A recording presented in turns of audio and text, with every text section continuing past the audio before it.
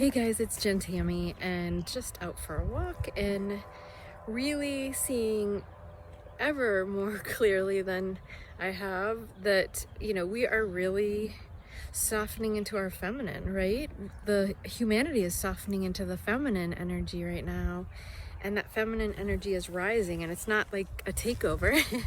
It is a rebalancing, right? It's a rewiring, it's a rebalancing, it's a prioritizing the heart over the head, and seeing that love that unity and love and our oneness is really the key element that we've been missing for so long, that we've been in duality and separation and fear and all of this chaos. And that as we come together, as we come back to our hearts and we come together and we live life in the flow of, the flow is all of us. The flow is not just you getting a pile of money. The flow is, I feel, to take these cookies to my neighbor, and my neighbor gives me some wisdom and refers me to some other person, and or service, and that and I connect with that person, and I bring my light, and we exchange something else. That's the flow. That is the flow. But things are really,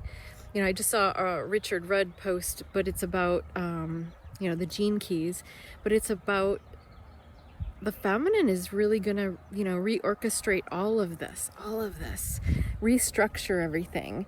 And it's not like, females are going to take over the whole world, but the feminine energy, and we might see a lot of females taking over things in the world, and that's really crucial. It's been out of balance, as we know.